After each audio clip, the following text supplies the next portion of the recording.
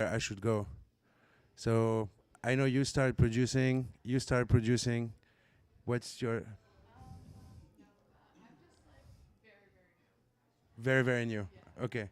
What about you? Beginner and you, man?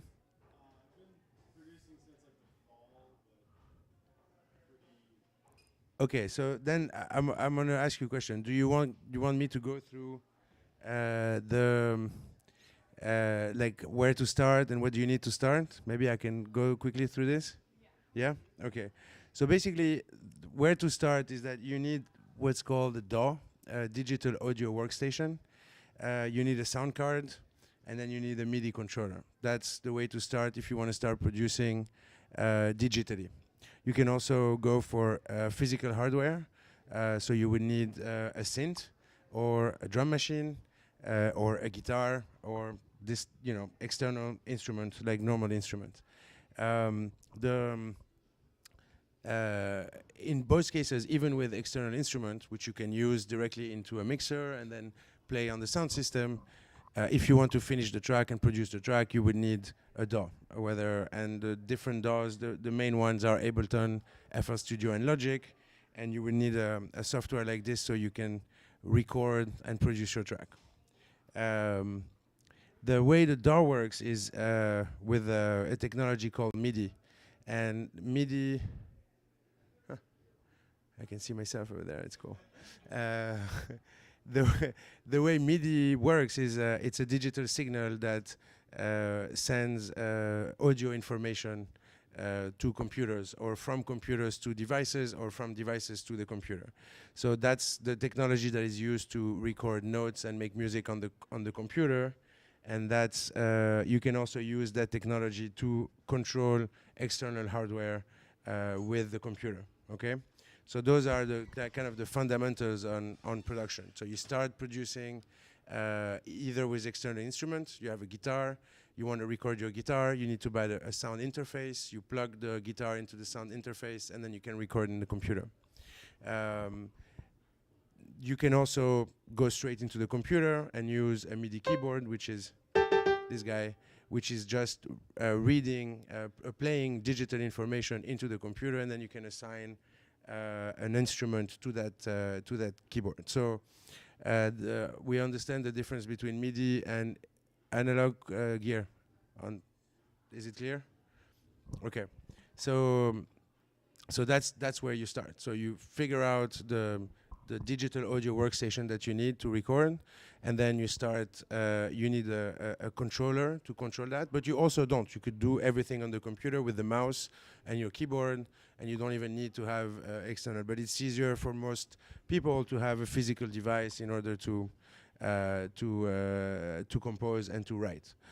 You also have other type of MIDI controller, which is like this one. I don't know if you see it on the camera.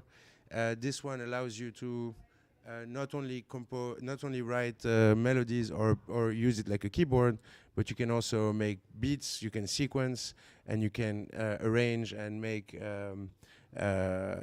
use effects and so on. So this is one of the standard MIDI controllers called the Machine.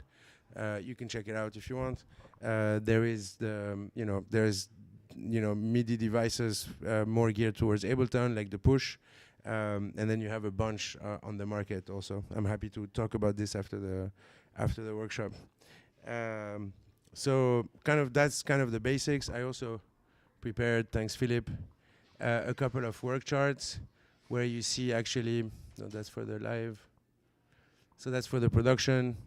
You see like those are the three kind of components. So you need your DAW, you need an audio interface, and you did the microphone represent any analog device, could be a microphone, a guitar. So the microphone goes into the interface connected to the DAW and connected to the sound system. So if you're working only with MIDI, then you have your controller, which is something like this or something like this, that goes into the computer. The DAW is the computer. Then you record your notes or whatever you write into MIDI, and then you assign an instrument to it. In this case, it's a little shaker, or that's the shaker, and in this case, it's just a piano, okay? But it can change, and you can assign any instrument, any sound to those devices, and then you can make music. Now, if you work with external gear, then you would need a mixer. So you have your microphone, your drum machine, and a synthesizer, let's say. They all go into a mixer. That mixer goes into the interface. You can also, like I'm doing here, you can run the external device into the interface. The interface is connected to the DAW, and then you can go to the output either via the computer, via the interface, or via the mixer. The audio interface is also what will allow you to record whatever you play on the external hardware. And that's a more simplified chart where you see if you have just a MIDI, you can with a controller or a sequencer, you can control an external device and control your DAW. Okay? So that's kind of the basics. And I'm gonna stop here. Any question? Anything you want me to expand on? No question? No extent. Okay, so before I go into some demonstration, since some have knowledge, anything you want to take advantage of being here and ask question about? Yeah.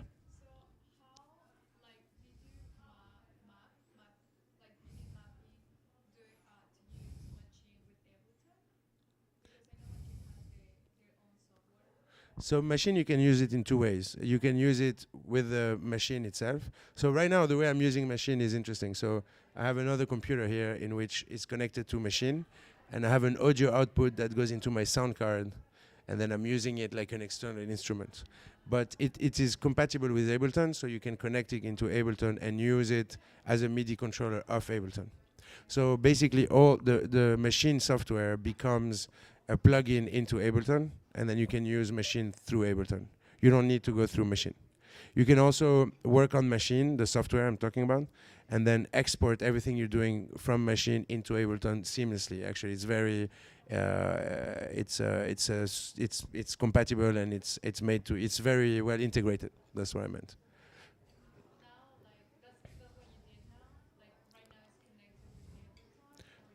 No, right now it's connected as an external instrument because machine, one of the good thing about machine is that it works also like an interface. So in the machine you can plug a guitar, record, and so because it works like an interface, that means it has an audio output that you could run into a mixer, you could run into a PA, or you can run into another sound card, which is, in this case, that's what I'm doing. Right, my computer is a bit old, so I didn't want to download machine, so thanks for lending the computer and the machine so I could showcase it. I'm curious how you use this view, because I usually use the session view, I think, the other view. Uh-huh. I've seen some people play this view, but I'm curious. So I'll explain. I don't know if some of you may have not selected the DAW yet. So the most commonly used software is Ableton for electronic music. Logic, which is only Mac compatible, by the way, is it's a bit more intuitive, a bit easier to use. Different, it really depends on what you like in terms of interface and how you relate to the interface. However, the main difference with Ableton, so most of the DAW operate like this, right? So you use the session view, you record your things, and then you have your track. This is where you would produce and finalize your track, and then you have your different instrument. The main advantage of Ableton is that view, which allows you to look at it in loops or clips, okay? And that's where Ableton is, more used in live performances, live looping, or some people function, this is how I function. I like to create loops, and then I overlay my loops. And then once all my loops are created, then I'm going to move to that section and then arrange the track and make the track.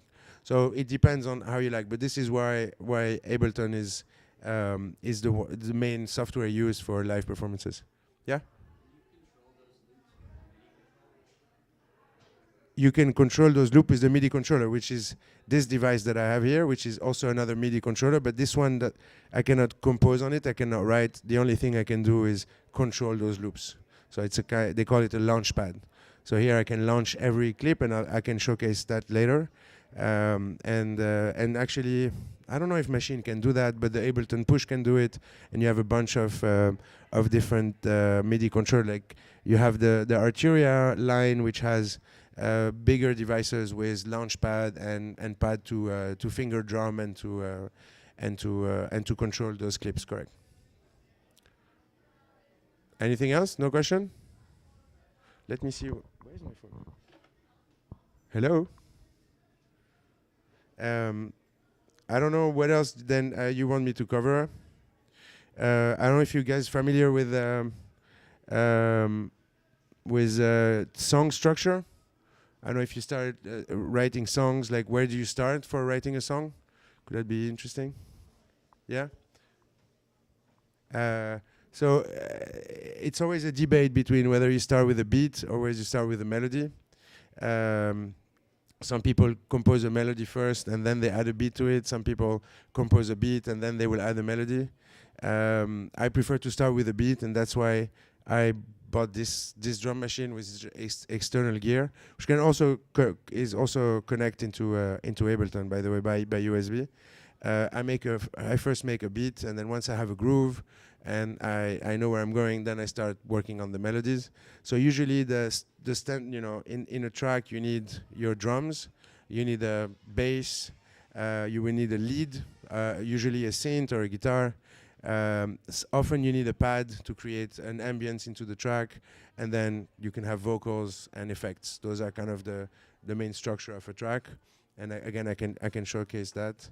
But before I start like messing around with the gear, I wanted anything else you guys are interested in discussing? One other thing is, I don't have any external hardware, so just on the DAW. Uh-huh. And I was like thinking about getting a small external hardware like Raw S1, but I don't know if you have any thoughts on like dabbling into first kind of external synth, because I don't know if it's going to be something that I tinker with and get frustrated with because like it's going to make it worse, or if it's just a good thing to get into that will help with everything. Um, You know, at a certain point, there's lots of different controls that it's pretty complicated going with external hardware, I guess. okay. So the first thing I would tell you is you need. Oh yeah. The question is what type of hardware you would want to look into in order to develop your sound, right? Okay. So are you talking about external hardware like analog devices or MIDI devices? Okay, I can respond to that too. I think it's both. The difference? Okay, so an analog synth, let's take the example of the synth, is an instrument. Okay, it's like a guitar. It's just a keyboard that has an electric sound that you can modulate. Okay, and then a MIDI controller, which is this. So this is the difference between this, and I'll plug it later and I'll show you the difference. A MIDI controller is a keyboard in this case. You also have MIDI guitars, by the way. And then you connect that to a audio workstation, and then you can assign any instrument into this. So in this case, it's a piano, but it could be, for example, these strings. Okay, and then it could be you can assign a guitar, you can assign a violin to this, whatever instrument you have in your workstation. So the first thing I tell you is before you buy any gear is you need to really like the gear. It's a little bit like when you were a kid and you're looking at a PlayStation or Xbox, and then you prefer the remote control of the Xbox. Okay, this is fundamental because you need to like the device you're gonna play with. Okay, that's one. Two, if you start with an external hardware and you don't have MIDI controllers, the problem is you're stuck with the sound that your external hardware is gonna do. So this one has, okay, you can do a lot of sounds, but with the MIDI controller, you can have an infinite number of sound you can make. So you need to think about, okay, do I want to focus on external hardware, analog hardware? But then you have one sound. So then you buy a synth that does bass, and then you need to buy another synth that does lead sounds, and then you need to buy a guitar, and then you see what I mean? Where if you buy a MIDI controller, you can then buy plugins or digital instruments, and then those can, you find them online. There's often on discount. A lot of producers do not use external hardware. They just use VSTs, it's called. Um, what's VST stand for, by the way? Virtual software instrument. Thank you, man. I had a blank. And then you can, again, some producers just use virtual VSTs, right? So they have a MIDI keyboard, and then you can download the replicas of Moog synthesizer or Arturia synthesizer or any kind of synthesizer. You can have guitars, again, whatever type of sound. So you have more bang for your buck if you buy a MIDI controller and then you start buying digital instrument instead. But again, you need to, and we can talk about it after the class if you want, on what I recommend in terms of MIDI controllers. Anything else? Can you talk a little bit about About sound sound design? design? Okay. Talk about sound design. In general, how do I go about sound design? So again, I will first start with my drums to create the spirit of the track, and then that's a loaded question, man. It's like it's a little bit wide as a question. You mean sound design on a synthesizer? Like when you're trying to create a certain vibe, how are you controlling your instruments? Are you what effects? How much reverb? Or do you have a certain? Do you rely on samples? Do you make your sounds from scratch? Oh, okay, yeah, good point. Personally, I use all kind of things, right? So I've been producing for 7, 8 years now. I used to have a day job, so I would treat myself with external gear, analog gear, and then I have MIDI controllers. So I have a lot of options to create sounds. An easy way is to download banks of sounds. Okay, so virtual instruments, drum, percussions. You have a lot of things you can find online. As you can see, some of those softwares come with already a lot of sounds, a lot of instruments. So that's a first source. And then when you move into the analog devices, then you need to know what type of sound this device does, and then you need to start modulating and working on the sound. So you can also have effects like reverb and delay that are external, that are like hardware, like back in the days. But also you have all those type of devices digitally, and that's usually much easier to use. I don't think I should go into ADSR and this type of sound design, but this is where the sound come from. Basically, is either from your computer or from an external hardware, and then it's good to combine sometime. Usually the external hardware and analog hardware are warmer, are stronger, are more powerful. But the reality is that now most of the digital instruments are extremely performing, and you can make tracks. I don't know if you guys are familiar with Boris Brejcha. Boris Brejcha is the king of minimal techno, and this guy does only use a MIDI keyboard. He only uses VSTs, and he's one of the main, he's one of the best producer, and in techno in general, and doesn't use analog synths. And then you see online producer that have those studios with like tons of synths, and that's an approach. It costs a lot of money. Like this little thing here is like close to $500. If you really want a variety and a diversity of sounds with external hardware, it can get very, very pricey.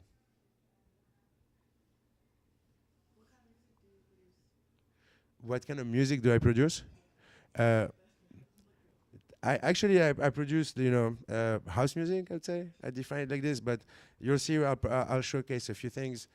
I don't have a specific genre. Actually, I started DJing 20 years ago. I started DJing professionally 10 years ago, and I play all kind of music, to be honest. And my production have hip hop influence, a lot of rock influence, sometimes even classical sounds. I focus on 4 to the floor beats. I don't know if you guys are familiar with that. What that means? That's the standard pattern for a kick drum.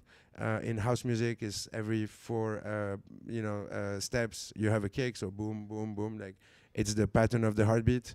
I have a hard time working outside of that pattern. So this is what I do, and so therefore you can classify my music as house music.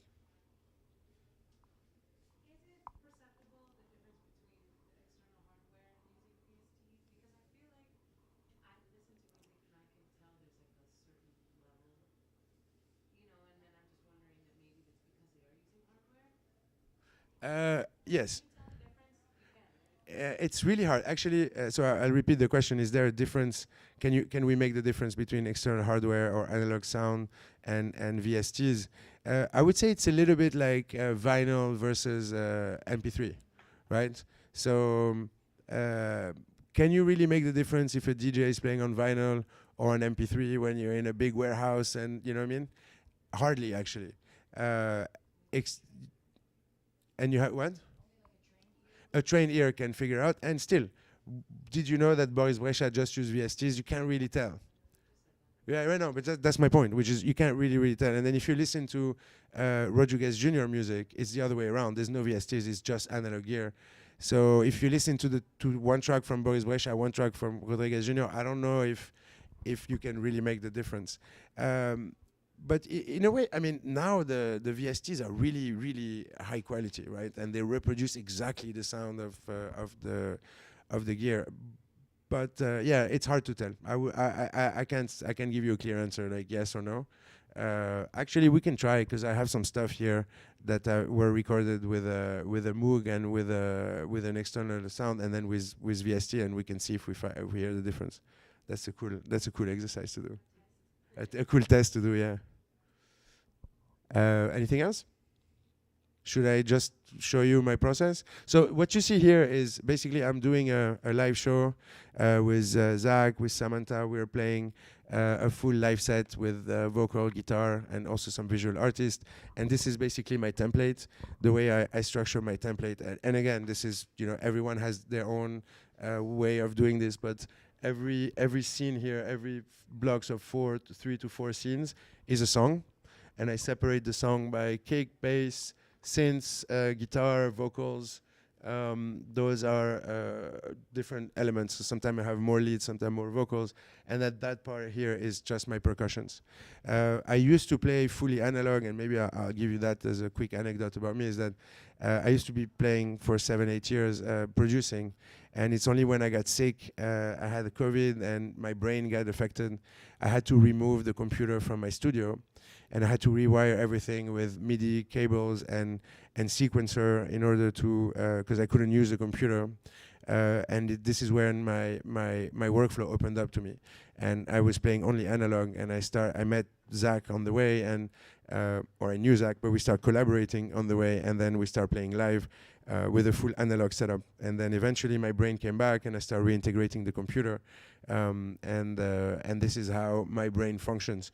I've analyzed and studied, the key like live set lately, and everyone has a different. When someone comes at Flash, I usually go sit in the booth and just look at the computer and take notes.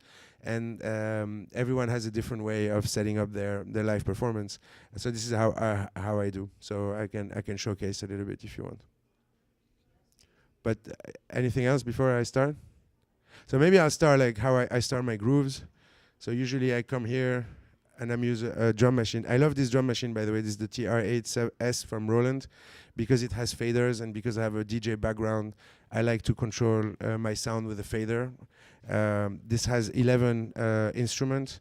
It starts with and that's a cool showcase to see like what type of drum you need in an electronic track, of course. So that's the kick. That's a 4 to the floor. Then I would add the snare drums on the first beat. Then I can put some rim shots. Then some claps. And some hi-hats. And then we already have a groove. And I love this machine because like in a second you can do a groove like this. So that's one groove. Then I can play the piano. In this case it's strings. I'm very bad. So just so you know, also I have no musical background. I did not study music. I've done everything by ear, by YouTube, and by asking questions. So feel free to ask questions. Yeah.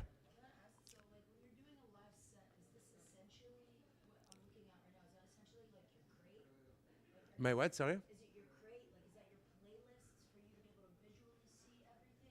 Yes, correct. Yes, correct. So the way so you have to think a little bit about it like a DJ set. So the way I got to this, by the way, is that I started, DJing on turntables 20 years ago, and then on CDs, and then when the MP3, with the rise of digital music, it became easier. I started playing on CDJs, and then I realized that I was kind of bored with playing with two CDJs. So I was like, you know what, I'm going to add a third CDJ and a fourth CDJ, and I'm going to play with like 3-4 tracks. And then I realized that this required a lot of practice. Like, you can't show up and start doing this. And I decided, because I didn't have a lot of time, to instead of playing with 3 or 4 CDJs, I was going to move to production. Yeah. Also, I have an obsession with the kick drum, and I wanted to be able to control the kick drum. And on a mixer, you can only control the low end. So when you cut the low end, you cut the bass too. And I wanted that differentiation with the kick drum and the bass, but that's my weird obsession. So the way I set up my template is that, I'm basically mixing, the different elements. In this case, I have 8 plus the drums, which I control in 1 channels. And that's a little bit like a function, and I'll show you how it works. I just wanted to show quickly how this drum machine works. I used to use that in live. Actually, I still use it in live, but now I use it just for effects and risers and additional percussions. And I've integrated all my sounds now in that template. So I can show you. I'm gonna come back, and I'm gonna play analog sound and then a digital sound, and let's see if you can make the difference. Oh, sorry, I forgot. So you can also connect, digital instrument with external hardware. So right now, what I'm doing is I'm sending a MIDI clock into my drum machine. So this is external hardware connected to my computer. And when I press play on the computer, it also triggers the drum machine. So that's via the MIDI technology. And again, I'm happy to talk about more about this afterwards. So here, I'm gonna turn this off. And I'm going to start here. So here I'm going to trigger that guy, which is a synth. So that would be the intro. And then I'm triggering another clip, which is the bass.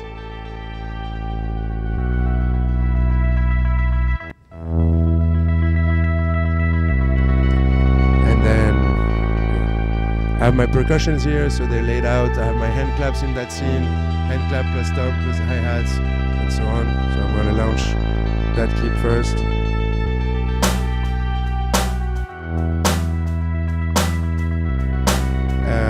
And then I put my kicks on the always here. All my kicks are here, and I tune the kicks. By the way, this is very important when you produce. People think that percussions don't have a key, but they actually do. So it's, it sounds much better when your kick is tuned to the key of the track. And then here I can launch the kick. So here I have, wait, let me put it on this. And now here also it operates with faders. I can like remove the kick only, which is very satisfying for me. And I do that all the time to the point where it gets annoying. So I remove the kick and bring it back too much. And here again, I have another synth.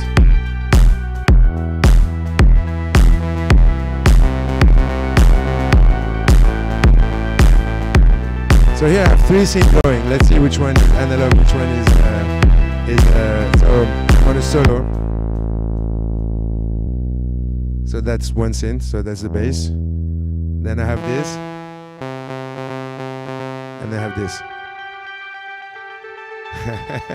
So 2 of them, I'll give you a hint. 2 of them are VSTs, and 1 is. So this is. So that's number 1, number 2, number 3. Okay, no, actually this one is analog. Yeah. This one is analog, and actually it's a very powerful. It's a brand called Erica Synth. It's a DBR1. It's inspired from the 303 from Roland. It's an acid line, acid bass sound. So that, just to respond to your question, you see that synth that I bought, just does this sound.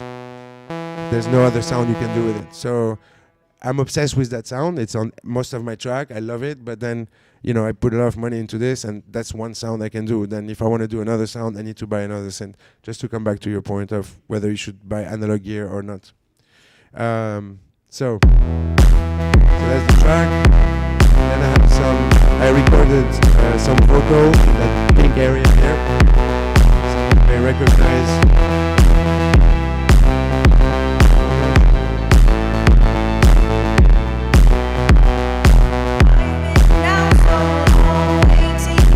Your vocals. Those are Lay's vocals, by the way. Shout out to Lay.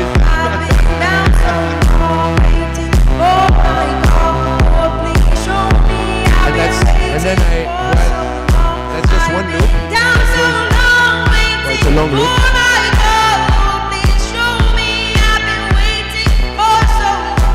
Oh, I can also play the guitar, by the way. Do you mind if I play your guitar? So this is Zach's guitar that we recorded in the studio.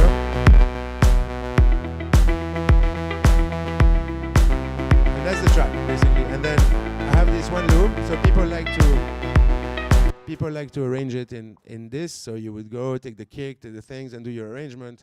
I like to just mess around with this. And then I can make a break, and that's where I'm using this as another controller. I'm gonna have to drop the mic for a second.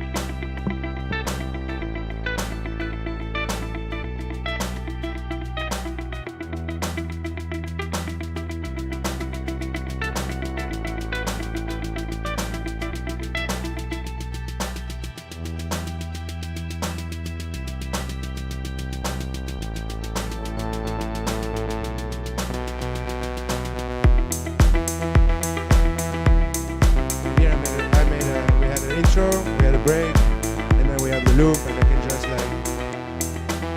mess around. Now when I want to switch, when I want to move to the next track, then I can go down here on my controller. You can see like going down. So like a DJ, those two tracks are the same key, so it's gonna be easier to mix.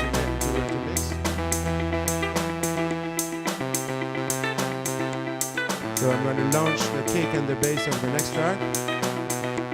I'm going to bring them back.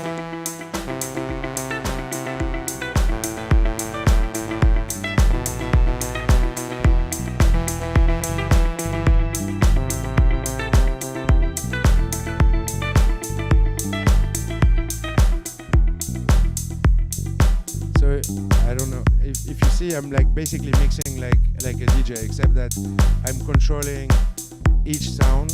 So when you mix when you DJ, you gonna use the percussions of one track, the bass or the low end of one track, and then the high or the mids of one track. You remove the mids of a track, you bring the mids of the other track. So I'm basically using the same approach here, but I'm mixing instrument by instrument. So we're back here. So then I'm on the launch the other elements, and then I'm bringing them back in. So I have the vocals, then the guitar. I also that's something I like to do, and I'm sure the DJs in the room like to do that. I have a filter on that one, on my analog synth that is super loud, super intense, and then I bring in and out the synth via the filter instead of using the fader.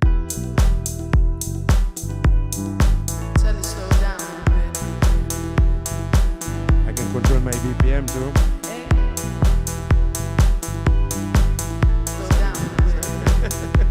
Let's go back to a steady BPM. And again, like I can arrange the track now. We are in the intro. I make a quick break with a cut, and I'll launch more percussion. And then that's a small cut, it's not really a break. I can also play some Lay's vocals. I'm kidding.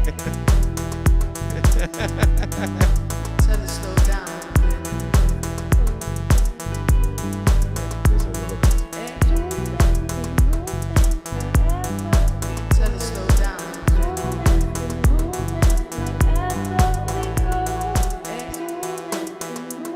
So here I'm doing a break. So I'm basically arranging on the spot, and this is what essentially live sets are. So it's rare that a live performer compose on the spot. It's very hard to do. Actually, some do. I used to do part of that, but depending on the amount of time you have and the type of performance you're doing, it can get a little bit overwhelming. So what I do is I record all the clips, all the elements of the tracks. I can play that set alone. I can also play that set with Leia as a vocalist, Zach as the guitar. So I just remove the guitar and the part, and then we coordinate. And this is what we're doing. What we're doing on the on April 18 at Culture. You know, please come check out the show. Okay, so I'm back here. I'm in a break. I can launch the verse.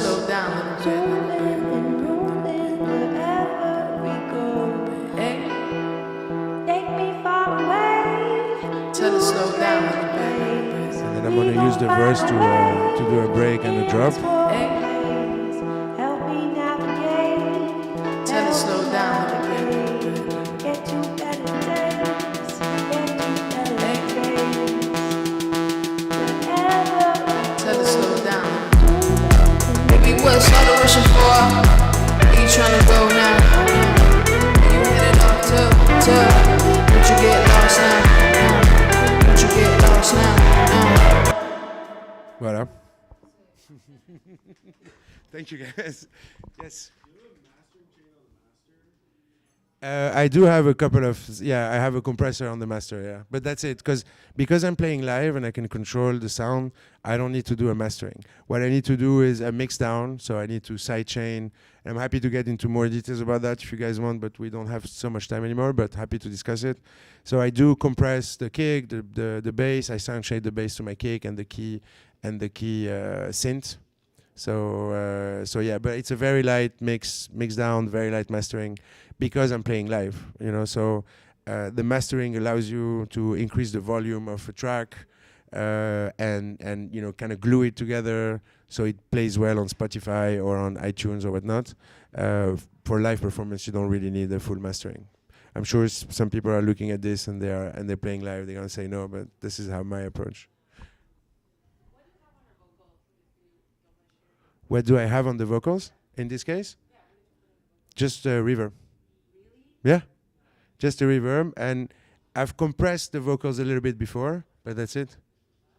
Yeah, I mean, this one is fairly well EQ'd. I spend a lot of time EQing, so yeah, I do some EQ, by the way. So I remove all the low end on the vocals. I remove all the highs on the bass and the kicks. But yeah, on this one it's just some reverb.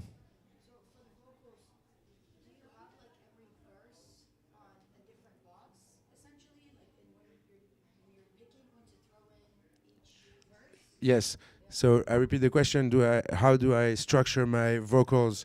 So the way it goes, and I can show you. So each line is a section of the track. So I'm gonna launch the scene, and you'll see that's the intro. So it's just the way I'm going, and then the guitar is the intro guitar. Now when I move to the second scene, here also I have. Tell it slow down a little bit. One bit of vocal. Also, Lay's vocal is just a hook. And when I move to the second scene, tell it slow down. Shorty wanna drive fast car. Tell it slow down. The main hook of the track. That's the main vocal hook. Hey, shorty wanna drive a fast car. Tell it slow down. And then here I have. So I structure each scene. So one is the intro, one is the main loop, one is the break, one is I have a song where. I just noticed, are the colors on the MIDI, I think that's what it's called, the same as the colors you have up there? Yes, it is called the MIDI controller, and it's the same colors. Yeah. No, it's not a stupid question. Yeah, for sure. That's how I can remember what is what, because otherwise, you know, there's like I don't know 100 clips there. So I use color coding to remember what is what. And this is my own color coding. Some people would think it's messy. It is actually messy, but it's like my basement. But yeah, it's like each one has its own approach, and this is my approach. So You partially answered my question around. I was gonna ask about mixdown, but do you have like the same set of EQs and plugins on each of the channels, and like you just make that work for every single like vocal, for example? If you have a single EQ and reverb that is applied to all of them, are you like modifying any of those parameters during the set? both. Okay. Both.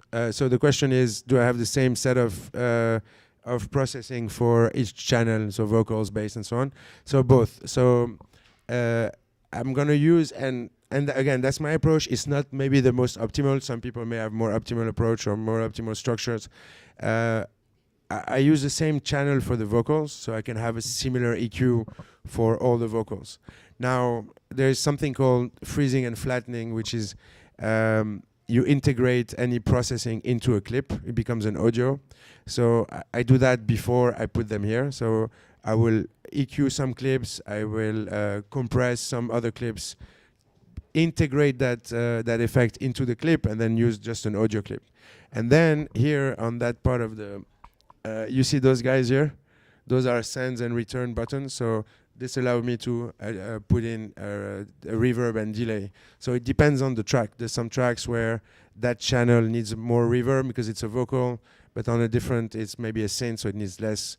It needs less effect. So I can adjust on the fly.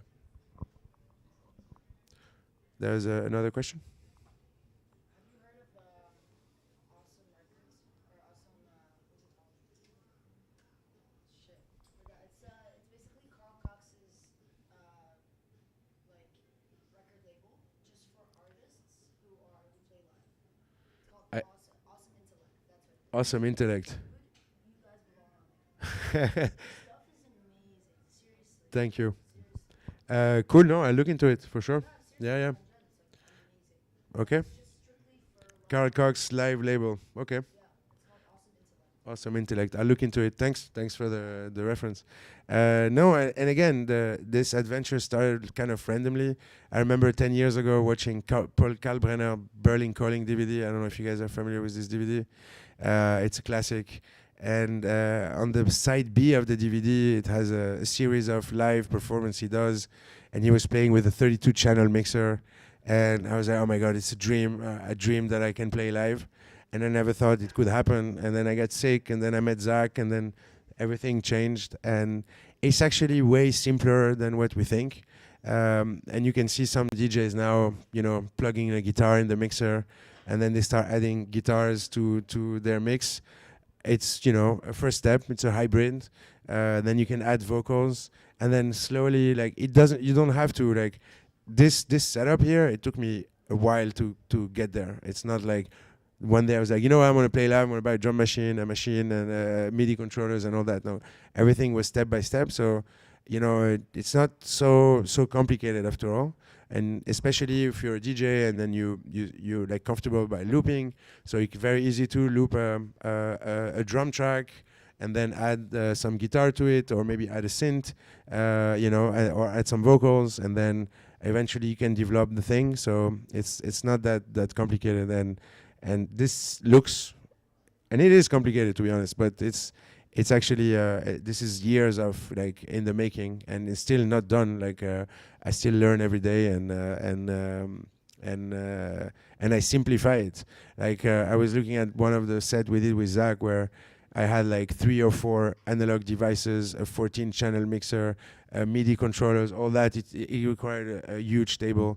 Now it fits in the Connect Tribe little booth, and then it changes over the time, but it's voilà. I don't know. Yeah. No, sure, of course. Voilà. What was the first software you started with when you first started producing? What did you start to play with when you were like, okay, I want to mess around with this? What was the first thing you downloaded, or how did you start? I don't know if you asked. Good. No, it's a very good question. Actually, that's the question. That's the theme of the class. Actually, how did I start? What software did I use? So, a friend of mine had Ableton, and exactly, and it often works like this. I didn't know what to start with, right? And I looked into Logic because when you buy a Mac, you can get a discount on Logic. It seemed more intuitive. Ableton is very overwhelming when you start. And my friend showed me that view, okay? And he talked to me right away. I was like, oh my God, loops. You know, as a DJ, I was like, oh, it's just not 2 tracks that I'm playing with. I can put as many tracks as I want. And so that talked to me a lot. And then, you know, it's very expensive. So he offered me, so I paid half of the license. So this is why I started with Ableton, because my friend had it. I paid him half of it, and then I downloaded it. But again, at the beginning, I struggled, okay, because you open that software and you're like, where do I start, right? So he had a push also, Ableton push, and that helped me a lot because the push is like, and you can look into it if you guys have Ableton. The push is like a remote control. It's like a supersonic remote control of Ableton. So you can browse, download, upload the instrument into the device. You have a page that is a sequencer. You have another setting which is an instrument player.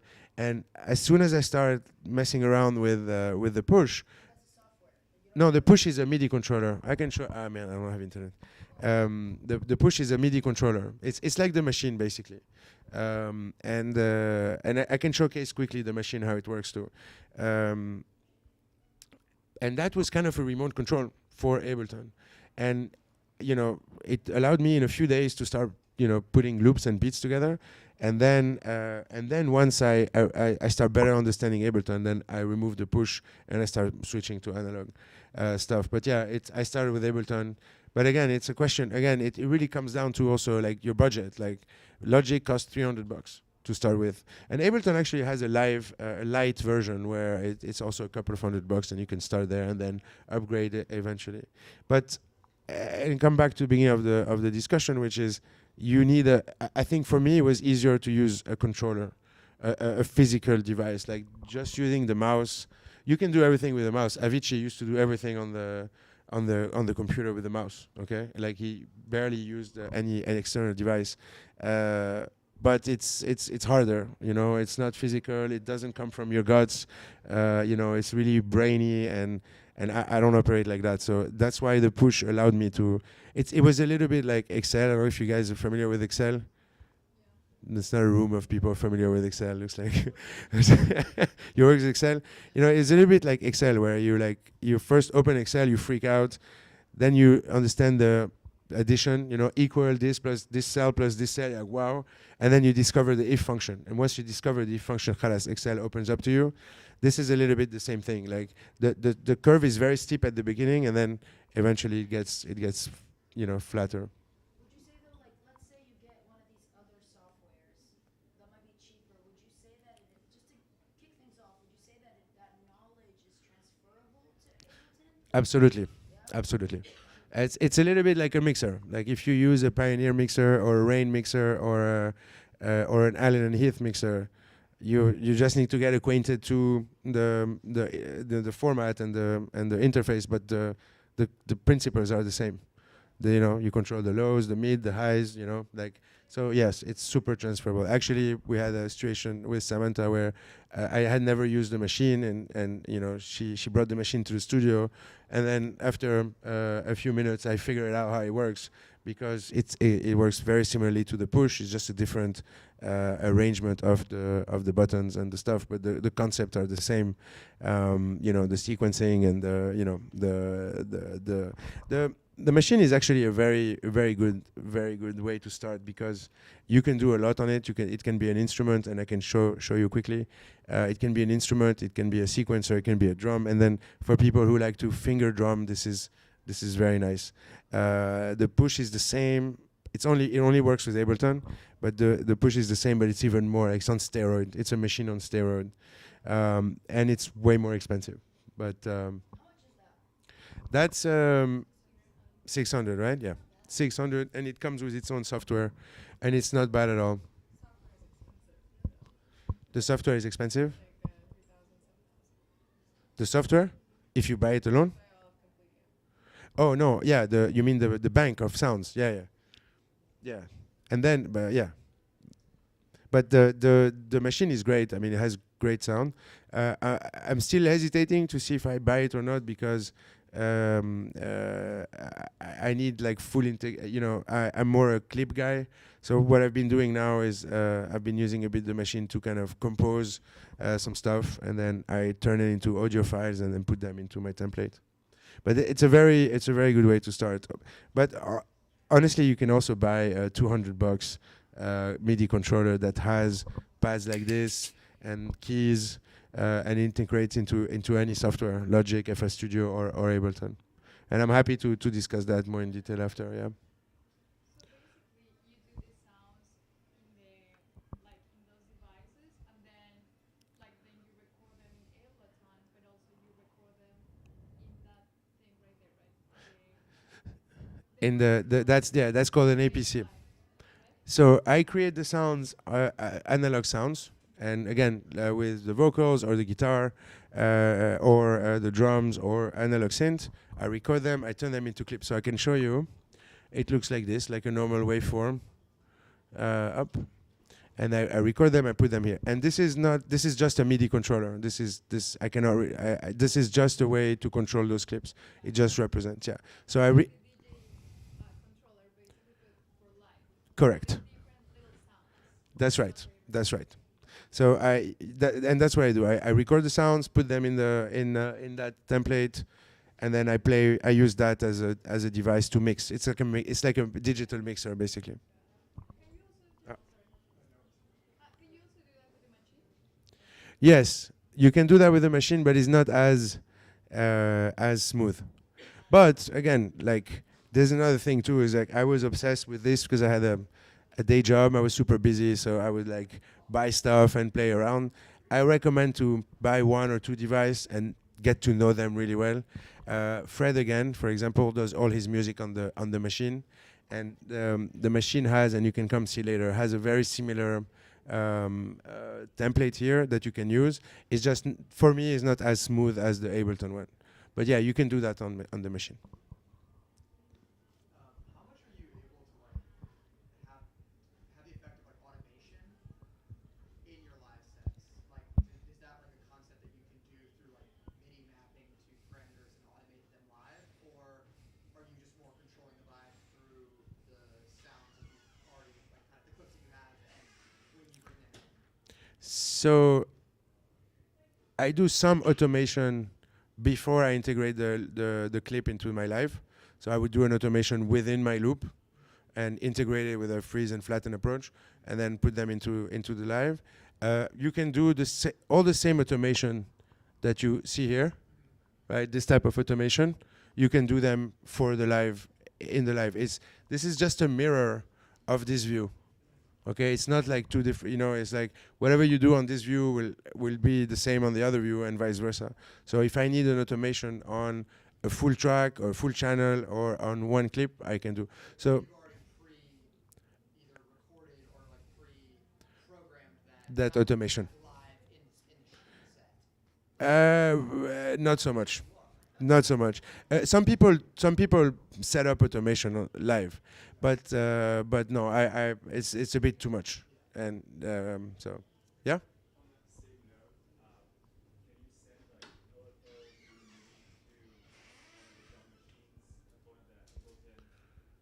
Yes. Yes. Yeah. That's right. That's right.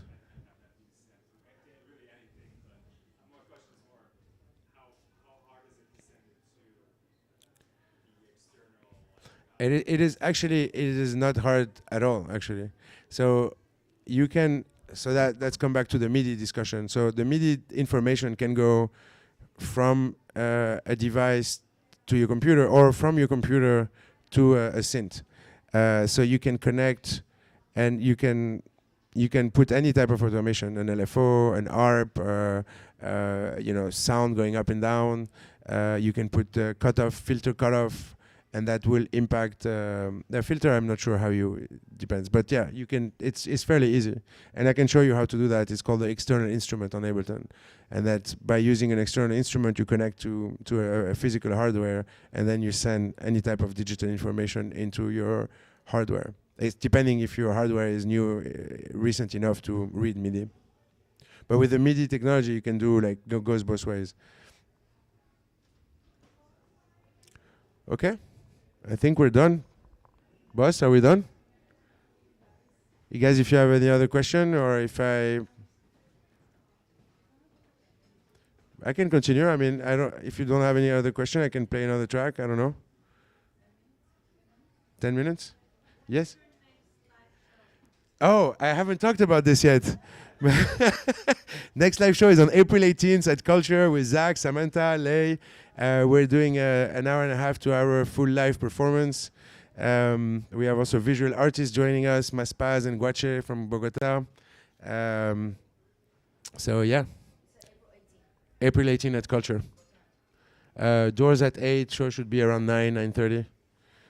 We have an hour and a half, 2 hour live show, and then Mina is closing. Mina is performing with us, and then Brooklyn the Kid is rapping with us, and then we have a 2 hour live show, and then Mina will close with a DJ set.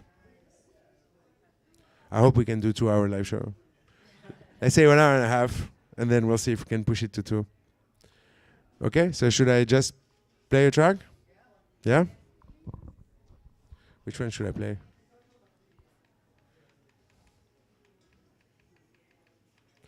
Why don't I play this? Do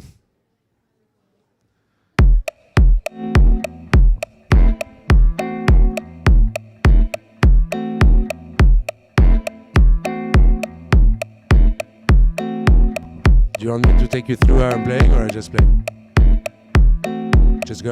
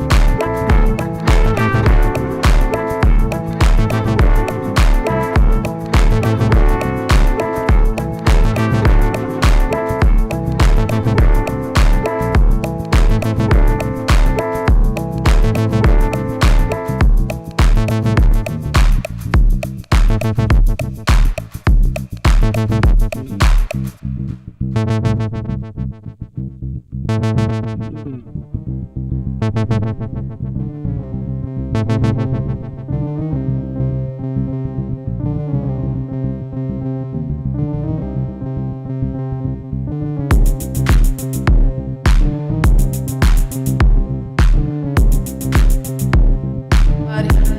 'Cause we came here to party. We don't gotta talk about it. Baby, just be about it. What you standing on the wall for? This is what you came for. What you standing on the wall for? This is what you came for. So go ahead and move your body. 'Cause we came here to party. We don't gotta talk about it. Baby, just be about it. What you standing on the wall for?